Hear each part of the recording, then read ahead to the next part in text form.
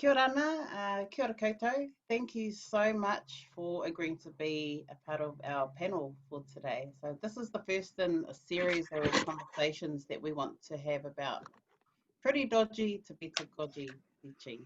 And we will be scheduling them once a month. But a warm welcome to all our panelists. Thank you for making the time to be with us today.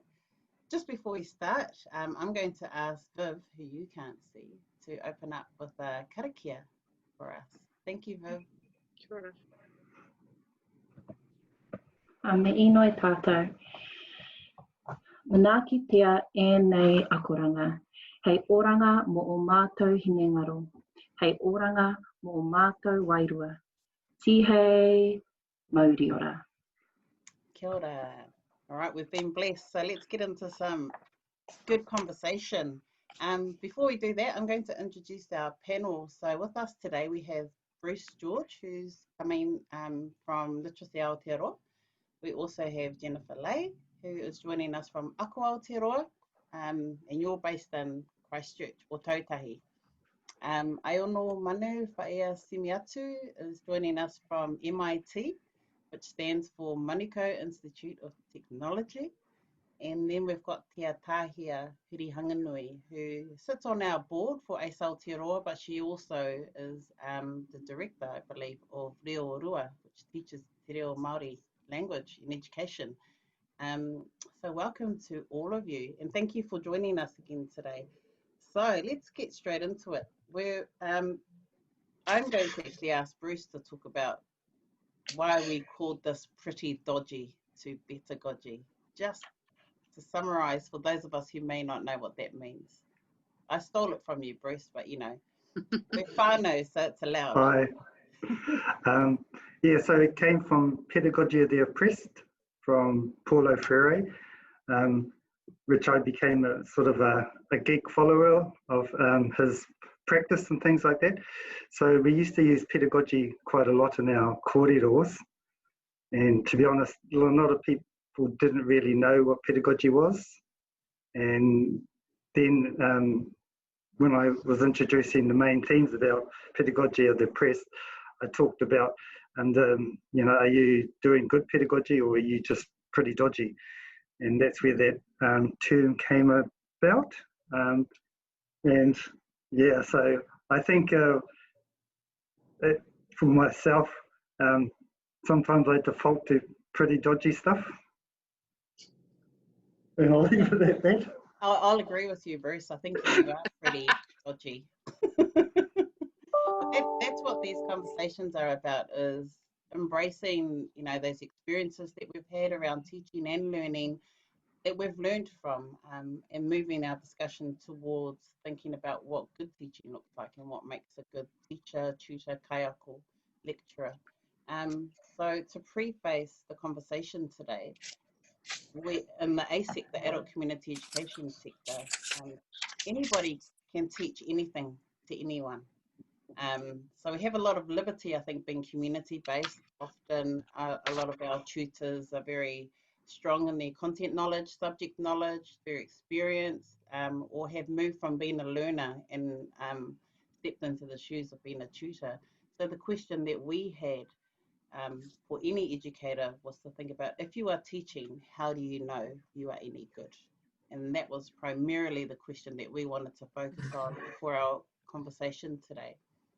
And just to, yeah, for you to have that sitting in the back of your mind. So I'm going to start with a question to the panel. What is a good teacher, tutor, kaiako? And let's start with Ataahia. ora tātou. When I first heard the question being asked, I immediately thought of good teachers in my mind, in my life and experience. And it was a real mixture of the teachers in formal learning settings and the people around me who were part of my growth and development as a child into teenagehood, into adulthood. So I think I've been really blessed to be around lots of really good examples of good teaching. And what they all really shared for me was not just a kind of deep knowledge and expertise in what it was that they were providing and giving and sharing, but a real care for it, a real care for engagement with me as a person and as a whole, a care for connecting the learning to the wider world around me, and a care for building a relationship between me and them. And that for me has always been a sign of a good teacher, because if I know I'm in a space of care and sometimes love, I know that I'm going to be comfortable enough to take risks, to learn new things, to ask questions, and to be challenged. Oh, thank you, Ataahia. So caring, we haven't got that in our teaching standards. We better add that in as an indicator. Then we'll have a theory later about what caring looks like in practice as well. Awesome. Aiono, Manu, would you like to share your insights? What do you think makes a good tutor, teacher, kaiako? Yeah, thanks, Annalise. When I was thinking about this question, I too, like Ataahia, thought about my own personal learning journey, and I've had the kind of really good opportunities to learn in different contexts. But I think a key phrase comes to mind for me is, you know, what makes a good kaiako is someone who knows how to reach before they teach. So definitely someone who is aware of their students, knows their audience, and is able to connect with probably someone might think might be the weakest link in the room, you know, the hard to reach student. So even in my own teaching experiences, I've always thought about, you know, if I can capture the attention and the imagination of the student who doesn't want to be moved or doesn't want to learn, that's the kid I want to focus on. And if that I'm able to kind of shift and inspire that student, then I know I've got the whole room captivated. And just having a passion for your subject, making it fun, you know, like if I can make students feel good about themselves in the context of learning, then they associate learning with it's a good thing to have. So that prompts their curiosity and sense of self as well. So yeah, all of it for me is part and parcel of building self-esteem. Yeah. Nice. Thank you, Aiono. So you've come from the school sector and moved into tertiary now. Do you see a difference? What makes a good tutor? Yeah, there's definitely no difference. I think the only difference maybe is the kind of the complexities of, you know, high stakes assessment. You know, we're looking at these qualifications, whether they're a certificate, diploma, or degree level, and lecturers kind of feel under pressure. I think because it's the way the system is structured. But I guess in community learning, you've got kind of flexibility of time and to go at the pace of the learner, you know, so it's all about establishing the foundation of a solid relationship. Whereas I think in tertiary settings, especially in more formalized structures, it might be challenging to do that when you've got such a huge number of students in the class. But, you know, ideally there shouldn't be a difference because it's all about reach before you teach, but whether that happens is another story and another question. Whakatai, Manu. Jennifer. Oh, kia ora koutou, and yeah, like the other two before me, I agree it's about relationship and caring, and mainly being respectful too. I also just wanted to really acknowledge all of the educators out there that have been working so hard during, you know, lockdown over the past couple of months, because I think that to me is a sign of what a good tutor, kaiako teacher is around dedication to their students. And, you know, so many stories I've heard of educators who've completely readjusted and learned themselves to keep up with what they need to do to reach their students, to make sure that they keep engaged with them. They've completely changed their whole structure from face-to-face to online. And I don't think, you know, that's been very easy for many people. People have been resistant and have had to learn themselves and then work to teach their students as best as possible. So that's been for me really key, that whole dedication of educators and working with the people that they teach. And respect. I mean, that's respect from the point of view, as the others said, around relationship and engaging with people and getting to know people and caring for people. But it's respect to take enough time too to ensure that there is a good learning opportunity for the people that I or others might be working with, and make sure that there is enough opportunity for people to draw on their previous experience, to share with others, to be interactive, to be engaged, to not just listen to someone talking on and on, but to be learning themselves and sharing themselves, as we know, like the concept of ako, you know, sometimes teacher, sometimes learner, sharing together and acknowledging that learning from previous experience. So they're key concepts for me. Right, thank you, Jennifer. A lot to think about. Good to see some common themes and agreement, obviously, across the panel. But thank you also for acknowledging our educators during this time of being at home and lockdown and having to almost be forced to teach differently and to consider what that looks like online. So thank you. Bruce, any pretty dodgy insights from you? What makes a good tutor, teacher? Well, limited, but total for everyone else. So I think the love for people, passionate about what they do, being inclusive in your teaching, also making sure that when when you're doing learning, it should be fun, interesting, controversial, reflective, and empowering, not just for the learner, but for the kaiako as well. And also being brown with role models. So I think that's an important thing we must always, uphold. And also being authentic. So, try not to be someone else who you kind of think is a cool tutor or facilitator, because it doesn't work. They'll catch you out. Have you tried it? Several times. So I think just being authentic, if you don't know, you don't know. And have that honesty about you, and I think if you show that, then it'll come back from your learner. And so those are my points.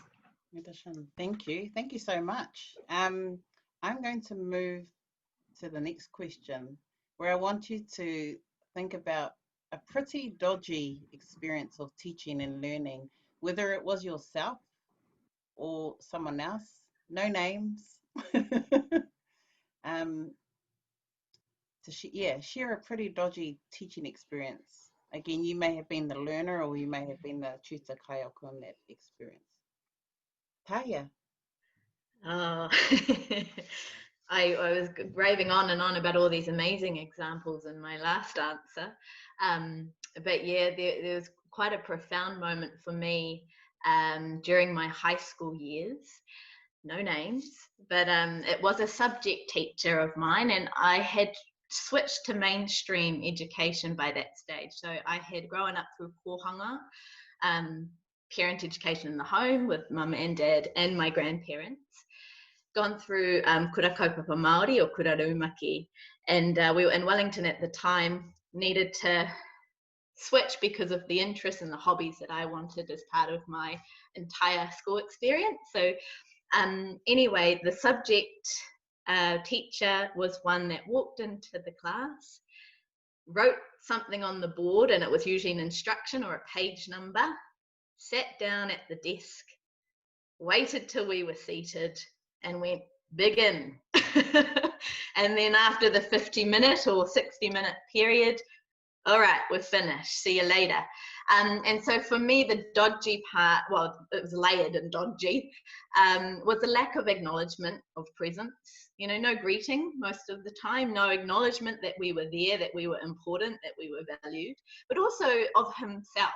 No acknowledgement that I have something to give you today. So obviously that lack of passion, which Bruce spoke about. And then on top of that, the lack of engagement. So the teaching was predominantly through a textbook.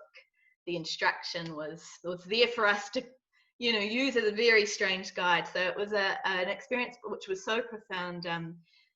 Skip to the end. It concluded in a class boycott. We all decided as a collective, this isn't working for us.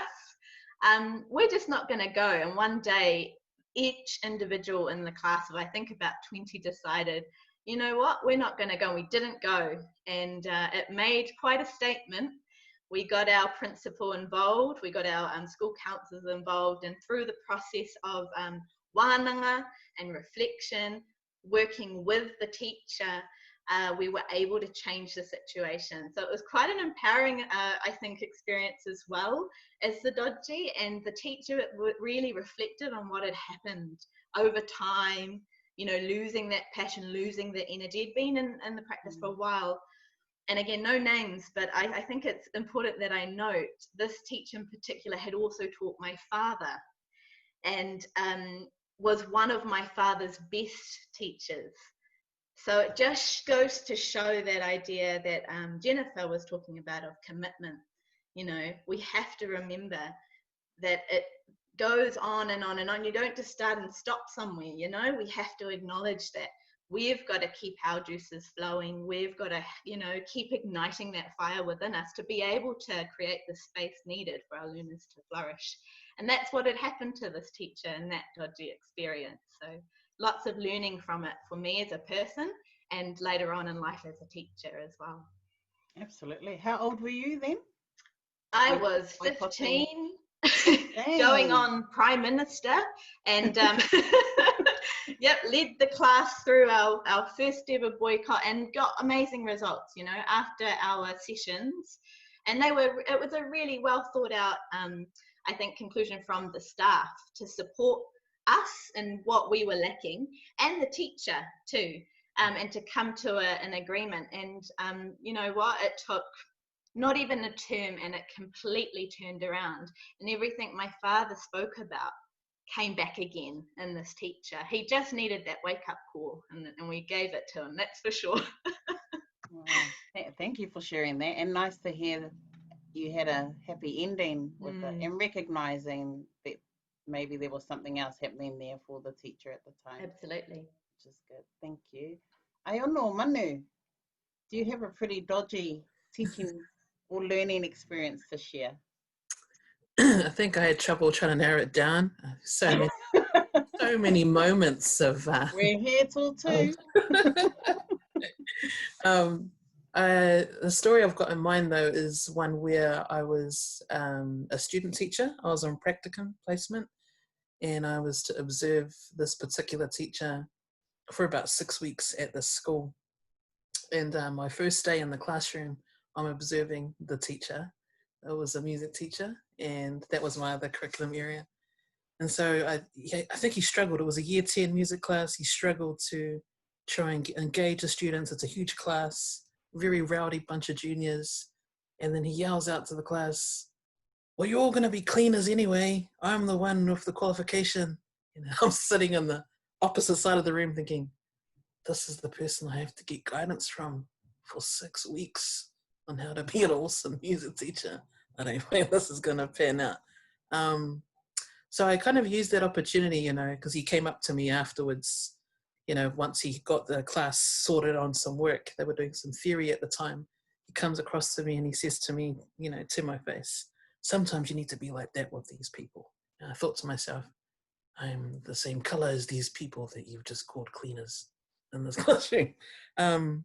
But yeah, I guess what I learned from that was what not to do in a classroom, in terms of gaining, you know, classroom management skills. You know, I deliberately chose from that day forward to address, you know, the type of learning environment that I wanted in a classroom, and that if kids were being rowdy and noisy, it was really just to appeal to the sense of a learner to say, look, I'm really passionate about the subject, you know, I want to share with you guys that passion, but there's some rules, you know, about, you know, when I'm talking, you don't talk, but if you've got a question, you know, so just setting the parameters for that so that you can avoid that kind of unnecessary blurting out of silly things in class. And I think to myself, you know, if I remember that and I'm not even a student in the class, I can't imagine, you know, those students, where they are in life and whether they remember that story or not.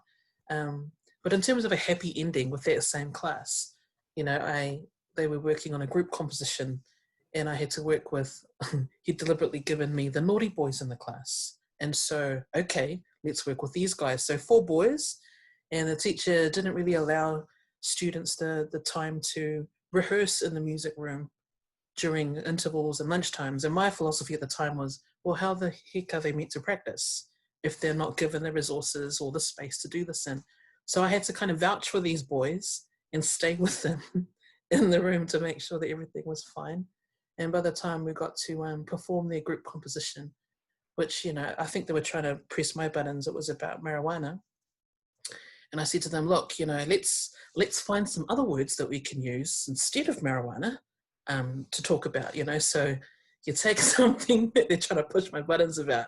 But, you know, we were able to come up with a song and, you know, I had to perform it with them and teach them, you know, the drum pattern and the guitar part and the vocals and everything. But they were so engaged that even the teacher was surprised, and they got, you know, an excellence for that at year 10 because he saw how engaged they were, and they were really vested in the rehearsal time. So every time we had music class, they were, oh, sir, we're going to stay behind with Miss. And he'd look at me like, what have you done to these children? I was like, oh, you know, it's just make things fun and take what they brought to the classroom and reconfigure it in a more acceptable, palatable way, so that we're not singing songs about marijuana, but just singing about green, you know, because that's what we changed the song to at the time.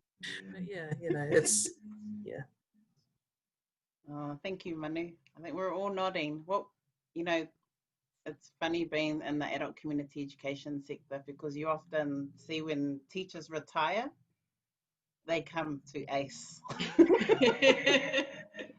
And I used to train tutors, but I obviously I don't do that anymore. But it's always interesting when I think about teaching it as someone who has taught myself, that you always default to how you were taught. So it's nice to hear from Ataahia and your own experience, Manu, of where things have been turned around. And interesting that both of them have been in high school, both your experiences. Can I just chip in, Anna? I really resonated with your story, Manu, around the whole just blanketing. You know, you're all going to be cleaners. That happened quite often, particularly in my mainstream experience. And it just reminded me really quickly of a statement. I'll never forget it. And it was made to my father in response to me again complaining about a teacher being dodgy. My dad had a meeting with this teacher, and the teacher said to him, well, I've never taught so many Māori kids before, you know? And it just stuck with me forever. But it just went back for me to that whole idea of respect that we were all talking about, that one needs to have respect for place and space, and for understanding relationship, and that people are people and we all have our own stories. So yeah, thanks for sharing that. Wow. Thank you. Jennifer, I can't imagine you have a pretty dodgy experience. Oh, too many. And I mean, that's the hard thing, isn't it? To sit here and talk about good teaching and know that, you know, I haven't always been as I would like to have been. And I guess that's the thing that I think has been upsetting sometimes, is to have seen, like Manu was talking about, some, you know, kind of bad practice. But at the same time, even though it's upsetting, I've learned from it, just like you were talking about, Manu, learning from it. I think that's what's been really helpful. And I still, to this day, even though I've been teaching and working, facilitating groups for a long, long time, I still always worry that, you know, I need to learn more things and want to be better in my practice. And I think when I hear of people who don't think about reflecting, for example, on their own practice, that makes me feel like that's pretty dodgy. You know, they just kind of do what they've always done, deliver how they've always delivered, and think that's going to be okay, without reflecting on, well, actually, did that work today? You know, did I help enable people to learn? Did people learn for themselves? Did I learn something? You know, all of those things that we think about when we reflect on our own practice. And so for me, that's what's been pretty dodgy, is when I haven't seen it, or I haven't practiced it myself. I think along with that, though, is beginnings and endings. And, you know, I know there will be people out there going, how does she, you know, she's made lots of mistakes with beginnings and endings for sure. But it's like, I do try really hard to ensure that the beginning and the end of a teaching session that I'm facilitating is equal. And I know sometimes I've run out of time, but I think, and I feel really that's dodgy practice. I don't like that, but I do like to dedicate a good amount of time at the start for whanaungatanga, for people to feel connected, to warm up to the learning, to warm up to themselves. And that's when I felt, upset, when I haven't felt warmed up, to learning and to each others in the group myself. And I haven't wanted to participate, even though I know the content and felt like I could. I just wasn't engaged because the facilitator didn't encourage me to feel confident within that setting, within that particular group. So that's key for me, is that connection, that whanaungatanga, but equally what's key is ending well too, and having a chance to debrief, to talk about, what learning that I have learned from that session, what an action plan for the future, and what I might do differently in the future, those kinds of things as well. So dedicating enough time for people to really reflect on their own learning and to think about their next steps, and to really, disengage from each other, have that chance to say goodbye to each other, to, share with each other what they've learned and what the session has meant for them. So yeah, that's what I have felt. I haven't always done well, but I've tried hard and certainly keep it in my head. But also equally, they're the things that I've seen other people do that I've felt upset about. I could go on about PowerPoint slides too, but maybe we'll move on to you, Bruce. Do it. Okay, righto, PowerPoint slides, too many words. I love those people who say, oh, you probably won't be able to see this. It's like, well, why did you make the slide? For standing at the front of the room, sorry, you probably won't be able to see this. Well, it's like, so why not make a bigger font? Why not decrease your words? Why not use a picture? Sorry, that sounds really harsh and cruel because I'm not the queen of PowerPoint slides. But, that sometimes is something that I think people still practice. They keep on and on with the same slides and not reflecting on, so is this working for me now? Yeah, okay, I'll shut up about the slides now. No, thank you. It's really important, and it's so common in our sector. Tertiary education, conferences, anything, it's a default. Presentation, thesis on a slide. I know you can't see it. You probably don't know the words that are used in it, but I'm going to talk about it now. And it's a skill. Using PowerPoint or any visual aid is a skill. So I note that you've got a couple of slides to share later, Jennifer. We'll assess it for you. Anyway, Bruce. I can reflect on a lot of dodgy teachers I've had, but to be honest, I was one of them. So in my early days, during working with adult literacy students, I used to do a lot of the chalk and talk, even though it was a whiteboard.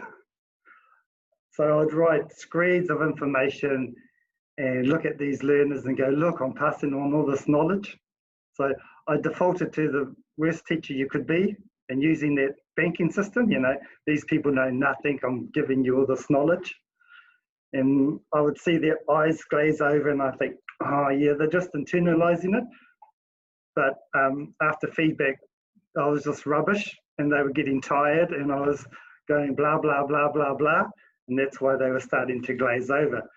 And I realized I wasn't the educator like Paulo Freire wanted me to be. So I decided from then on, to be, like I said, authentic, and told them that I never passed the English exam in my life, and I'm your literacy tutor. I'm dyslexic, so sometimes my spelling and numbers go all wrong, but I'm your tutor, and that actually resonated with them more than me writing up screeds of information. So that was my biggest learning thing, is that, I think I did that because of fear. I wanted to look as a good educator, pass on all this knowledge. So it was just one-way communication and blah, blah, blah, blah, blah. So reflecting on that, I found that it's okay to be asked questions. It's okay that it's not on track and you can go wee, wee, wah, wah all over the place, but it's all about learning, And yeah, so I was at pretty dodgy tutor, and in adults, yeah, they can be quite confronting and tell you honestly, and I think, fair enough, fair enough. The good thing about that is then I can reflect on their own work too, and I go, okay, you've told me how bad I am, let me just focus on you now. So it worked both ways, and yeah, it set up a good learning environment where we both respected each other and we got to know each other. So yeah, I was that pretty dodgy tutor. Thanks, Bruce. Are you still doing any teaching or training, Bruce? Just want to give the sector a heads up. Mainly training trainers at this stage. Yeah, looking at retirement, and I heard there's a job going at ACE. Sorry. Excuse me. Sorry, that's my dodgy teaching. That's your dodgy teaching. But it, you know, and that's the challenge that we have in the adult community education sector. That, as I started with, anyone can come into the sector and teach. And I'm speaking generally and broadly. If you want to teach something or somebody wants to learn something, then they just do it.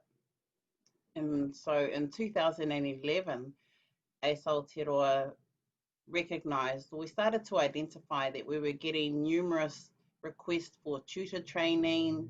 A lot of educators and tutors, kaiako, who were out there teaching, wanted access to some professional development around teaching skills. So broadly, we looked across the sector and thought, well, we don't actually know. We know people are teaching, but we don't know, well, do they know if they are any good? And this is what sparked the creation of the ACE teaching standards. From that conversation and identifying, looking broadly across the whole country, the whole sector. So if you were teaching the reo to a group of people in marae-based, or you were doing things in churches, homework groups, Pacific languages and culture, driver's license, literacy groups, rural education, wherever you were, if you were teaching, how do you know you are any good? Because our sector is so diverse. So in 2011, that's when we started the ACE teaching standards. And I want to acknowledge Jennifer Leahy, who's sitting here, because she was someone I pulled in at that time to help us with understanding what are standards and having that conversation more broadly with the sector. So we looked at it in terms of expectations, that standards were a set of expectations. One, primarily that a learner can expect, an adult learner, is, I think most of you have acknowledged, you can't get away with much with adult learners. They call you out. And, you know, as Bruce mentioned around the banking system, that many of us, if we were taught that way, we start to teach that way. And that seems to be reflected in some places around the country. But around the standards, so, you know, expectations that a learner had about what quality teaching looked like, expectations from a provider. So if providers were looking for tutors, the standards would be expectations that a provider could use to identify what a good tutor looks like. And also expectations from stakeholders, so whether they were lead bodies or from a collective, funders, Tertiary Education Commission, just as the New Zealand School Council has a set of teaching standards. We thought that the best way to look across and lift the capability of teaching was to create some standards for the ACE sector. So that happened in 2011, and acknowledging that Aotearoa, we're very much a part of that work. And a few years ago, we reviewed those standards. So it went from this big, thick document that we thought, that's lovely, but no one's reading it. Are they even using the standards? Do they even know what they mean? So the review of that work is where we pulled in Aiono, Manu to come and help us to weave and to get the language right, with the intention that if the ACE teaching standards were there, yes, the outcome is that we want to lift the teaching capability. We want quality teaching in communities. But we also had to look across the whole organisation and the whole of the ACE sector to have a consistent indication of what good teaching looked like. So Manu spent quite a bit of time with Aotearoa and sector representatives, having a lot of discussions from representatives from schools, right across literacy, and that conversation went to inform what the ACE teaching standards look like today, and we'll come back to that. But I just wanted to wrap up the kōrero that we've had about pretty dodgy. So I go there because my experience in the ACE sector, adult community education sector, is that we have a range of adult learners, and a lot of adult learners who have been through the New Zealand education system and have had negative experiences where it hasn't served them well. It's put them off learning. They don't like learning. And so when they end up in community-based learning, a lot of our time is spent just reigniting their flame, as Ataahia coined it, and getting them to love learning again and getting them to see learning differently to the experiences that they may have had through the New Zealand education system. So that takes me to my next question, all this talk about standards. So as Aotearoa, we can't make people do anything. One, they won't like us if we did that. But it was more important that our key message around having teaching standards was to have a commitment from the sector to quality learning and teaching. And that is the premise that we talk about teaching standards with adult community education. That if you're a kaiako, tutor, teacher, a learner, that you see that there are standards and it's something that you aspire to. It helps you identify your own dodgy, as we've just done, but it also helps you identify, well, what else do I need to learn? I love that, Jennifer, your commitment to ongoing learning and reflective practice, I think, is a real strength there and something that we've tried to encourage through the use of the teaching standards. So I'm going to throw another question out to all of you. Do you have teaching standards, whether it's for yourself or for your institutions and you're part of the sector? Do you have standards? And if you do you use them and how? Let's start with Bruce. I have very low standards, so I don't have to aim very high. No, lots of standards, and it's from lots of educators over the years. And we talk about tino rangatiratanga. That's what we're there for our learners. So they can have self-determination for themselves, for their whānaus, and for their lives. So that's a real important one.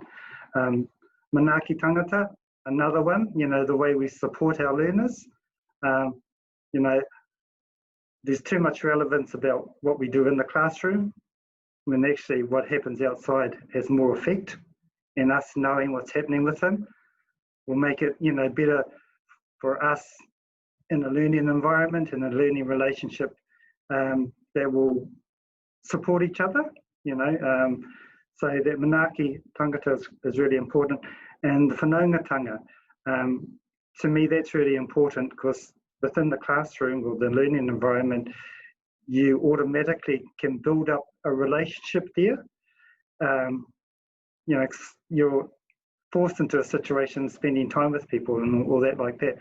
So you take these roles, and I think, in any learning environment, you automatically take certain roles, like in the whānau, whether you're going to be mum, dad, older brother, younger, all those, and you support each other in that learning and time. So I think,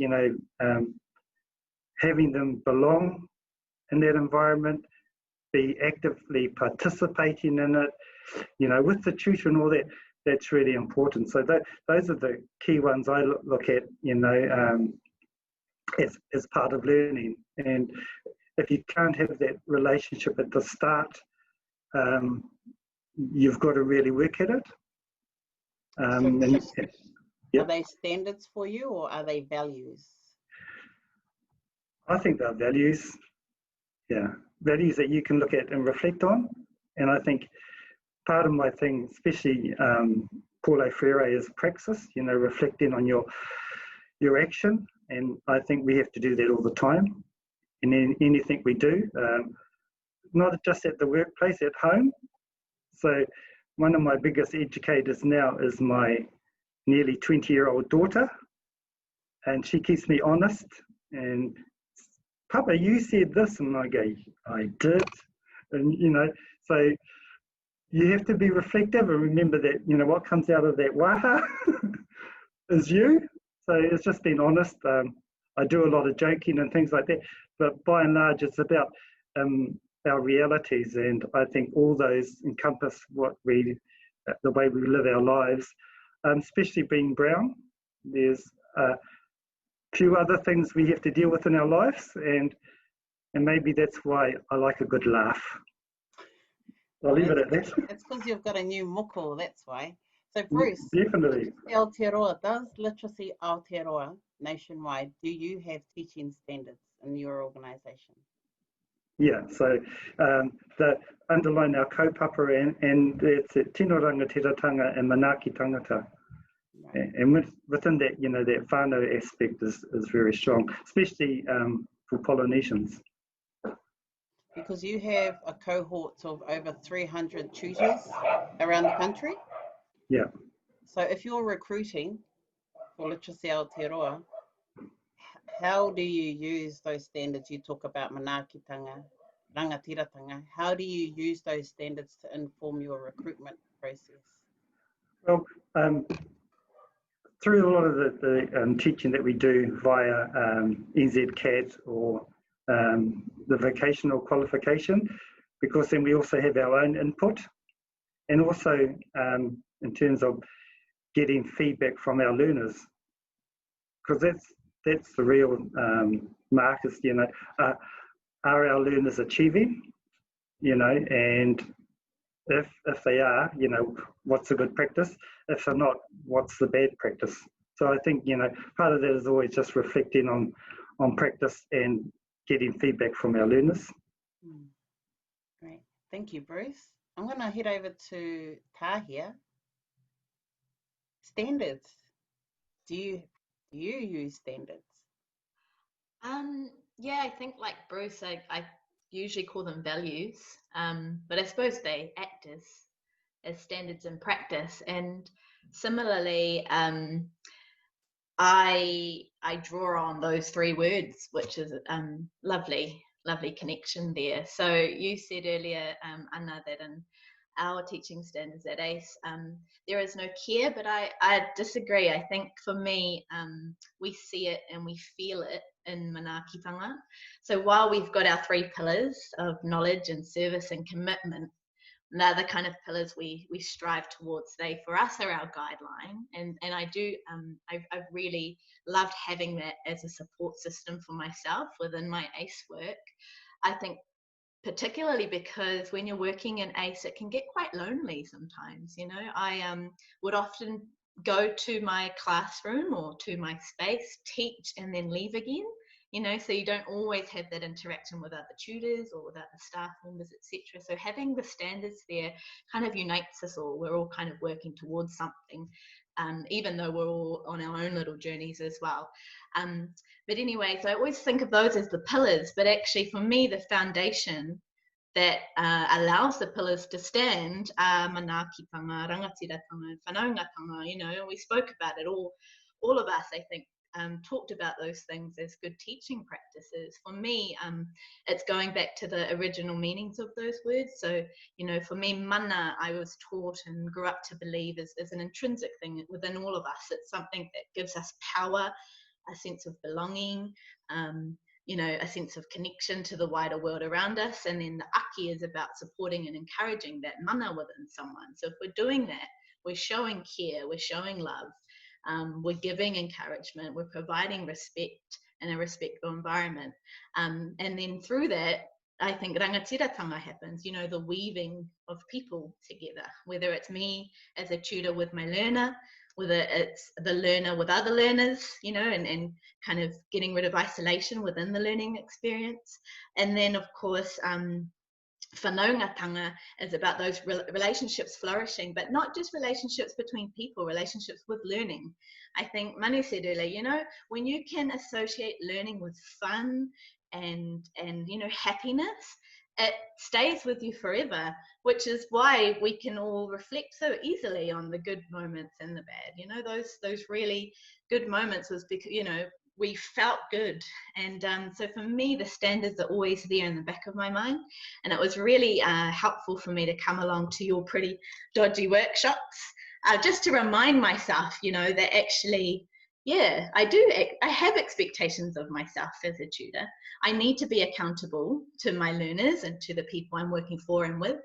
And it's always nice to have that sense of I'm part of something bigger than just myself in my own learning environment or my own teaching environment. In terms of how I kind of use them to guide me, I always think about my greatest educators, and like Bruce, it's in my kids too, except my kids are little, so I've got a 2-year-old and a 5-year-old, and they're my greatest educators at the moment. And if I'm not following my own values and standards, I know about it, you know. I see it in the way they act or behave. I hear it in some of the things they say, and it's a reflection on me and what I'm doing to model, you know. Yeah, so that's me on that one. Definitely the foundation for me was more important than those pillars, because without it, they're all wonky. Very true. So what is your foundation, Ataahia? Yeah, so for me, it's those 3 key things. The idea of, for me, rangatiratanga is not so much around empowerment or control or power or anything like that. For me, it's going back to the raranga o te tira, the weaving of people together. Manakitanga, so encouraging, supporting mana in someone or within ourselves, and then whanaungatanga, the relationship and the engagement. That is my foundation for everything that I do, and especially in the teaching as well, the teaching practice. Awesome, lovely. And thank you for reminding me that care is in there. Whakaro. Yeah, the whakaro, manakitanga, is inclusive of that. Thank you. It's lovely having Ataahia here, because through your te reo Māori online workshops with the A sector, they're not just learning about words and how to say things. It's, you know, when you're in a privileged space like that, it's about getting insight and permission to go deep into knowledges and Indigenous knowledges and ancestral knowledges to help us understand what these words mean. So in the context of the standards, what do these words mean to us as educators? Therefore, what does it look like in our practice? Thank you for, I've learned a lot in this panel. Aiono, Manu, over to you. I'm sure you got heaps of standards, being a former teacher. Yeah, I think in my previous examples, I've taught mostly from a secondary context. But I think in particular for this question, I just want to focus on, you know, the community education sector and the tertiary space. So I'll answer this question in 2 parts. Firstly, around, you know, the teaching standards themselves. You know, thanks for the acknowledgement about, you know, helping to weave through that work. Because being involved in that work, I then became the academic manager at Pasifika Education Centre, and I was able to, having been involved in bringing the stuff together, now I get to put this into practice. And one way that I applied the teaching standards was, I spent probably the first couple of weeks on the job, you know, observing all the tutors in their different language classes. So at Pasifika Education Centre, at the time they taught, you know, Ngana Samoa, Lea Whakatonga, Bosoviti, you know, Reo Koki Airani, and Wangahau Niue, you know, they're the 5 main languages. And so observing each of the tutors, and I'd explain to them in our ethnic tutor whanau that I would be observing your classes and using the ACE teaching standards as a kind of a checking the pulse, first of all. And I wanted to unpack the standards for them using the indicators and giving examples of what that might look like, so that when I came to see them, it was interesting because these teachers are from the community, and some of them were teacher trained, so they knew the drill when someone comes to observe. And what was interesting was, you know, I'd go and watch their classes, and then halfway through the lesson, they'll turn around and go, Aiono, would you like to share? And I'm like, I'm observing you. It's not my job to participate in your class. But yes, I had to kind of like, okay, segue into oh, now we're team teaching today, okay, you know, and talk about that. And then I'll debrief them afterwards and say, you know, let us talk through some of the really great things that you're doing, because it's being acknowledged in this teaching framework. And now let's look at some of the areas of you know, evidence here that it says in the standards that you didn't do. Would you be interested in strengthening those? Because I've identified them as weaknesses because I didn't see it. I don't know whether it's something that you recognize in your practice that it needs improving, or you just didn't think that it was important. And in some cases where some tutors weren't available, I'd luckily being able to speak Samoan, I would go and teach the class. You know, don't know if that was a great thing, but it was an opportunity to work with Welcome to ACE. thinking on the fly, and talking with those students about, you know, not just sticking to what was in the curriculum, but if they had questions, you know, while they were in the room, I could address that quickly and then redirect it back to what we're meant to be doing for that portion of the time. In my role as Senior Manager, Pasifika at MIT, we're also looking at the teaching standards that are involved there, obviously, as, you know, from the Teachers Council with our, you know, our code, our ethics. And that's something that I guess our School of Arts and Education lecturers are very well familiar with, those teaching standards. We also have values at MIT, you know, we are real, we care, we are connected, and also manaakitanga is one of our key core values.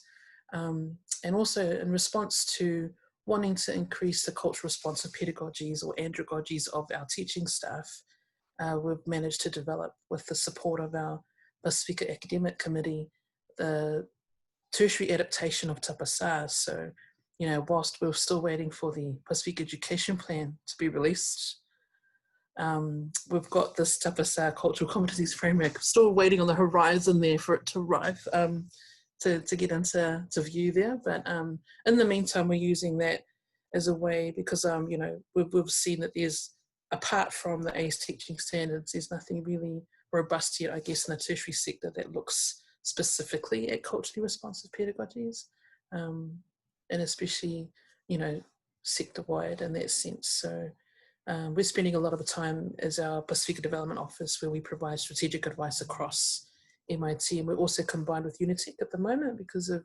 NZIST, and, you know, with Rove kicking on the 1st of April this year. So there'll be lots more changes, I guess, coming on board as we've got this joint new board with MIT and Unitec, and working closely with how can we improve outcomes for our Māori and Pacific learners.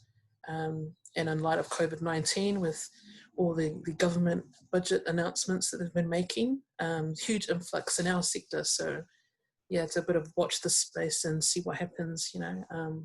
So the foundation is there, but, you know, it's the way of doing things that changes, you know, and that resonates strongly with me as a Samoan around e tū maula whaawai e whisoia I whainga, you know, the foundation remains, the ways of doing things change. And I think that's where we're headed in this space, yeah. Look, thank you, Manu. And thank you for sharing how you've been using the standards. Just as well, you wrote them then. Jennifer, over to you. Standards. Thanks, Annalise, and lovely to have that acknowledgement too. Thank you. I mean, I was there with very early days, and I was thrilled, Manu, to see all the work that you and others have done with the ACE teaching standards, and I love the graphics and love how you've displayed them there. Those standards are just fantastic to live with and work by, certainly as an educator. I, though, have working for Aotearoa and do have some other standards, and actually I have some prepared to share. So whilst I, you know, live with the ACE standards in my heart, as well, I'm now looking at a different framework from the point of view of Aotearoa. And Manu, this one might be robust enough for you, because you were just saying that you were looking for something. So I'm happy for people to contact me afterwards, or any of the Aotearoa staff would be, if you want to know more about that. And so we have Tutor, and that is a framework for professional standards, principally for foundation learning. and it was written by Dr. Joseph Tutor and Graham Smith, and they are our experts in Aotearoa. And what is the Tapu Toru does is it recognises skills to help people to provide culturally appropriate support with anything to do with language literacy and numeracy.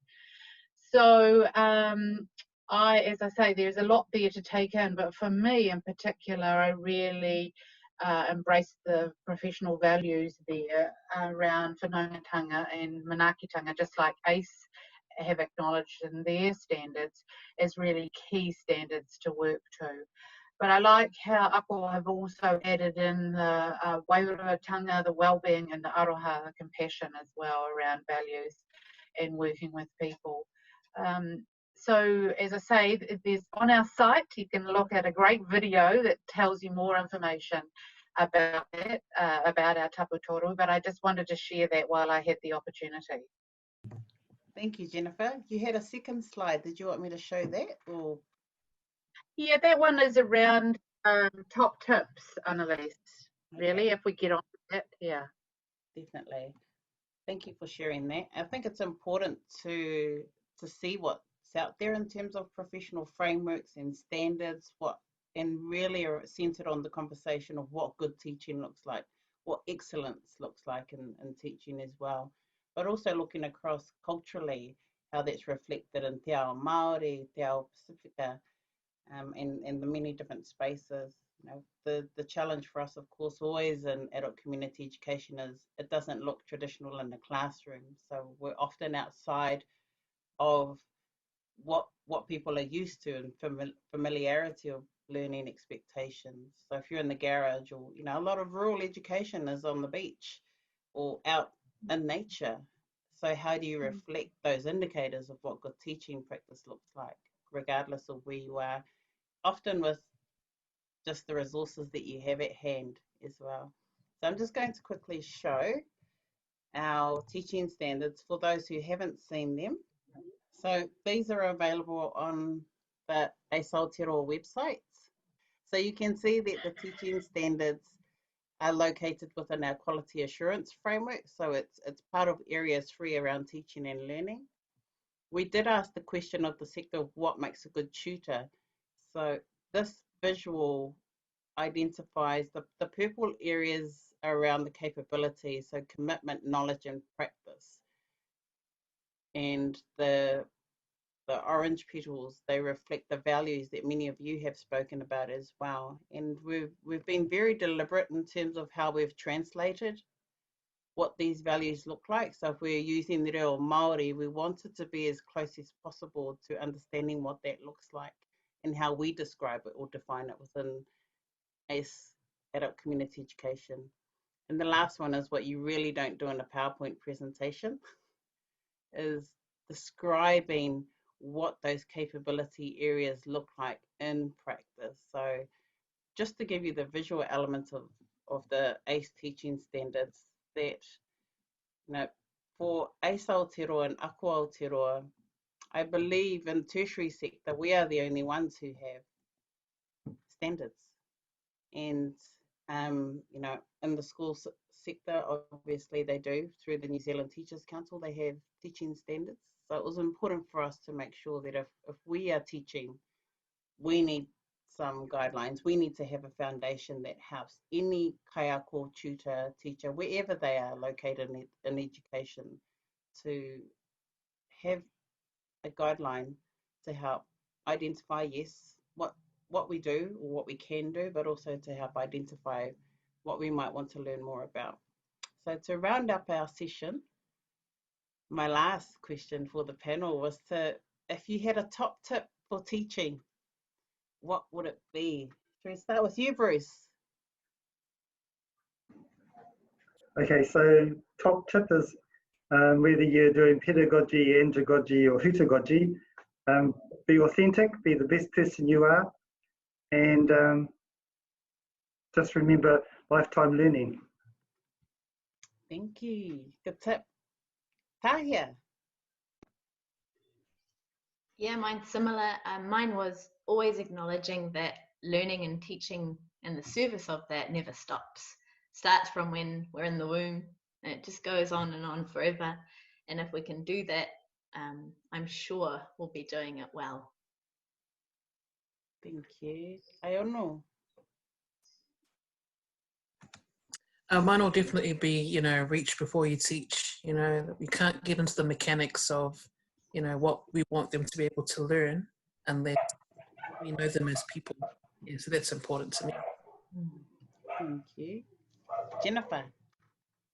I mean, so many tips, and I am, you know, am shamelessly being a salesperson for Aotearoa, because we have some adult teaching tips and some posters. And for those of you who don't have them, they're really worth getting, because they, you know, give us, or me, I find, I love looking at them and reminding myself of these key ideas.